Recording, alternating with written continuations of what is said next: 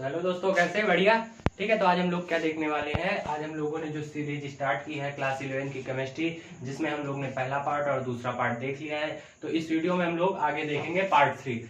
मान के चलिए लगभग एक वीडियो और लगेगा और आपका एक चैप्टर कंप्लीट हो जाएगा। ठीक है, तो इसमें उस चैप्टर के बाद आगे देखते हैं क्या बताया गया।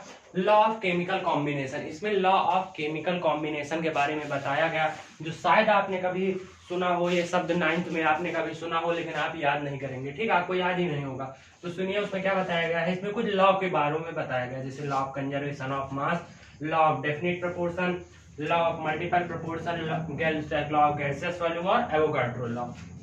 ठीक है, तो law of conservation of mass में क्या बताया गया है। It state that matter can neither be created nor be destroyed. This law was given by Antoine Lavoisier. It state that matter can neither be created nor be destroyed. ठीक है, तो आपको भी पता है कि मैटर को ना ही बनाया जा सकता है, मैटर को ना ही बनाया जा सकता है, ना ही डिस्ट्रॉय किया जा सकता है। ठीक, मैटर को ना ही बनाया जा सकता है, ना ही डिस्ट्रॉय किया जा सकता है, लेकिन उसे एनर्जी के फॉर्म में कन्वर्ट किया जा सकता है। कैसे? अगर किसी ना, आइंस्टीन ने फॉर्मूला बताया था E बराबर mc²। मतलब अगर किसी भी ऑब्जेक्ट का जो मास है उसके वो लाइट की स्पीड का स्क्वायर टाइम्स हो जाए और उन दोनों को हम मल्टीप्लाई कर दें, तो हमारे उनको क्या मिल जाएगी, वो मैटर से हमें एनर्जी मिल जाएगी। यही बताया आइंस्टीन के इस फार्मूले ने, E बराबर mc², और जिस फार्मूले ने आइंस्टीन को क्या से क्या बना दिया। ठीक है, तो बताया गया कि it state that matter can neither be created nor be destroyed. Matter को बनाया नहीं जा सकता, ना ही मैटर को नष्ट किया जा सकता है। मैटर को बनाया नहीं जा सकता और मैटर को नष्ट भी नहीं किया जा सकता है। और आपको ये भी पता होगा, mass of reactant is equal to mass of product. जितना रिएक्टेंट में मास होता है, उतना ही प्रोडक्ट में भी मास होता है। उसके बाद फिर बताया गया, this law was given by Antoine Lavoisier. Antoine Lavoisier कौन थे? शायद आपको पता हो। ठीक है, तो जो केमिस्ट्री हम लोग पढ़ रहे हैं, इसी के पिता एंटोनी लेवोसियर को कहा जाता है। ठीक है, उसके बाद बताया गया law of definite proportion. A given compound always contain exactly the same proportion of element by weight. किसने दिया? Joseph Proust, sir Joseph Proust ने इसे हमें दिया। इसमें क्या बताया गया, डेफिनिट प्रोपोर्शन, जैसे कि नाम से पता चला है डेफिनिट प्रोपोर्शन, मतलब जो उसमें एटम्स प्रेजेंट होंगे, उनका अमाउंट कैसा होगा, उनका अमाउंट डेफिनिट होगा। डेफिनिट कहने का मतलब क्या है? डेफिनिट कहने का मतलब ये हुआ कि जैसे अगर हमें H2O के बारे में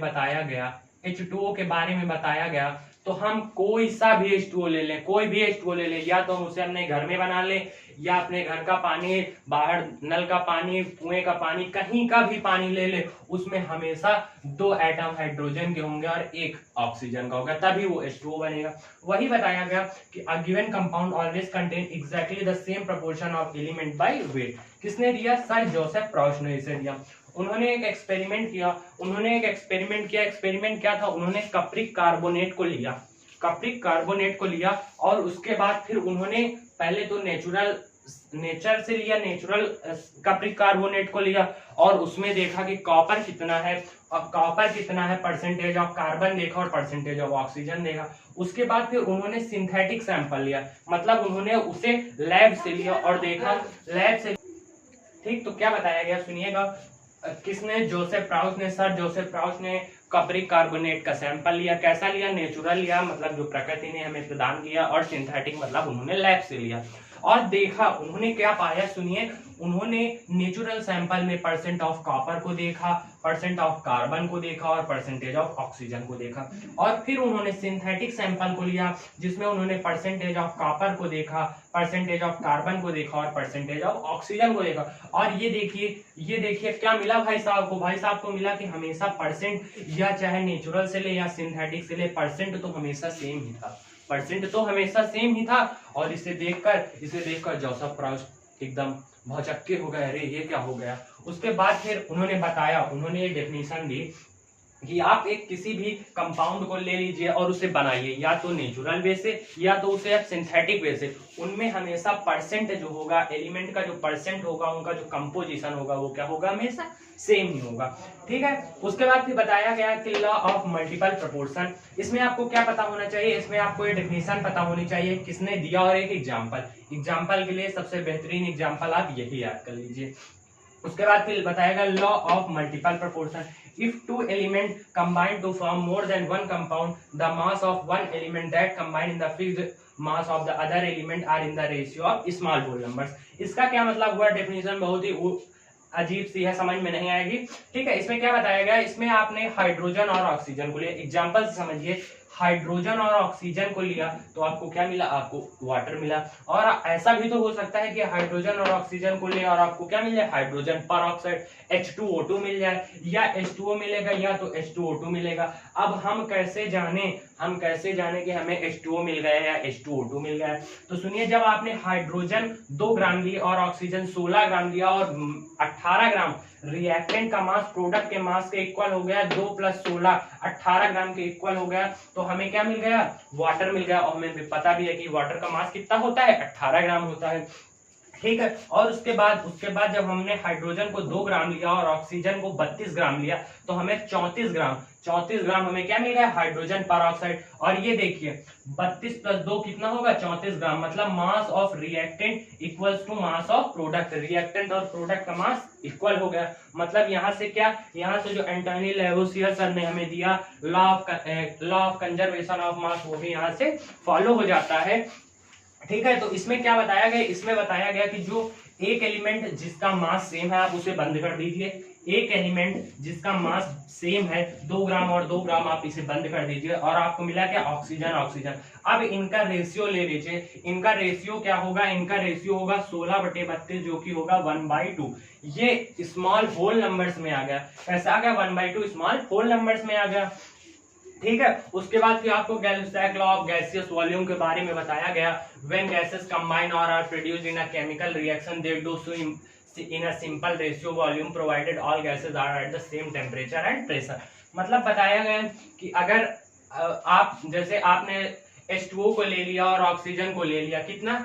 H2O को आपने लिया 100 ml और ऑक्सीजन को भी लिया 50 ml, तो आपको जो वाटर मिला वो 100 ml था। और जो आपने H2 और O2 का जो वॉल्यूम था उसका रेशियो लिया, तो आपको क्या मिलता है? 100/50 2:1 का रेशियो मिलता है। एक सिंपल रेशियो ये भी मिलता है अगर कैसी कंडीशन हो, अगर जो गैसेज है all gases are at same temperature and pressure, अगर गैसेस को टेम्परेचर और प्रेशर सेम दिया जाए तभी ऐसी कंडीशन होगी, वरना ये रेशियो ये ऐसा भी आ सकता है कि 3/5 या कुछ इस तरह भी आ सकता है।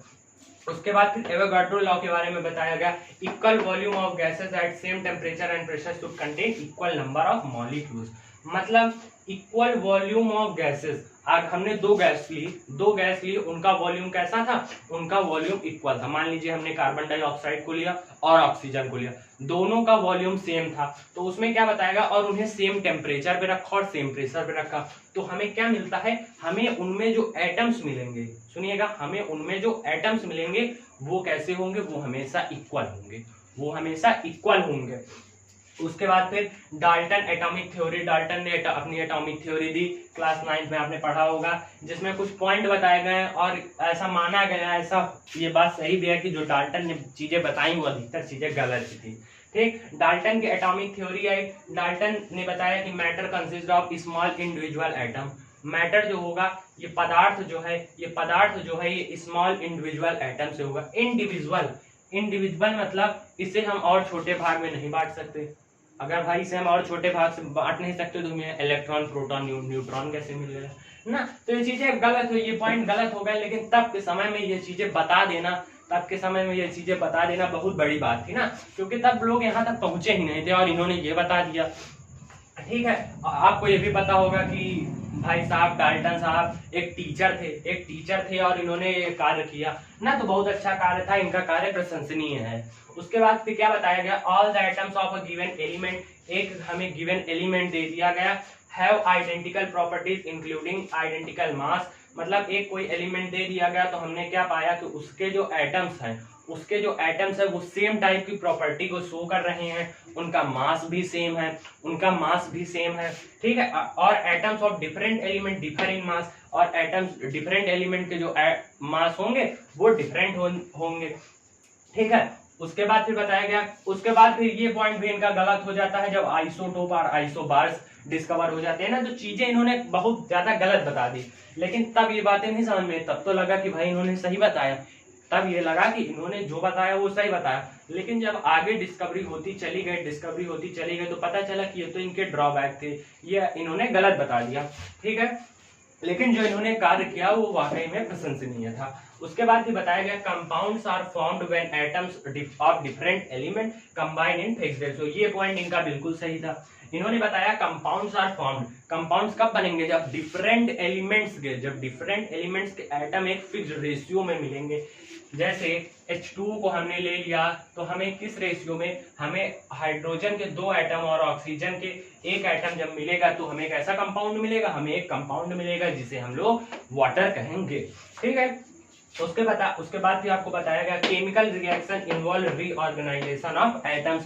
इसमें बताया गया कि जो केमिकल रिएक्शन होती हैं इसमें क्या होता है, इसमें एटम्स का रीअरेंजमेंट होता है। कोई नया एटम नहीं बनेगा, ध्यान से सुन लीजिए, कोई नया एटम इसमें नहीं बनने वाला है। सिर्फ जो एटम इधर था हो सकता है कि रिएक्टेंट से प्रोडक्ट में आ गया, वही मास प्रोडक्ट का कम होकर रिएक्टेंट से घट गया, ये चीज हो सकती है। अगर आप ये कहें कि मास कि नए एटम्स बन जाएंगे, पहले हाइड्रोजन के 10 एटम थे उसके बाद फिर 14 एटम हो गए, तो ऐसा नहीं होगा। एटम्स का रीअरेंजमेंट हो सकता है, एटम्स का क्या होगा, रीअरेंजमेंट होगा, ठीक है। तो यही बताया गया। इसमें लॉ ऑफ केमिकल कॉम्बिनेशन में क्या है, 5 लॉ बताए गए, law of conservation of mass, law of definite proportion, law of multiple proportion, Gay Lussac law of gaseous volume, Avogadro law. उसके बाद फिर हम लोगों ने डाल्टन की एटॉमिक थ्योरी पढ़ी। अगले वीडियो में हम लोग क्या डिस्कस करने वाले हैं, अगले वीडियो में हम लोग मॉलिक्यूलर मास के बारे में डिस्कस करेंगे, मोलैरिटी, नॉर्मैलिटी, मोलैलिटी, ठीक है। इन चीजों को बढ़िया से पढ़ेंगे, एएमयू के बारे में समझेंगे, एएमयू क्या होता है, ठीक है। तब तक पढ़ाई करते रहें। All the very best.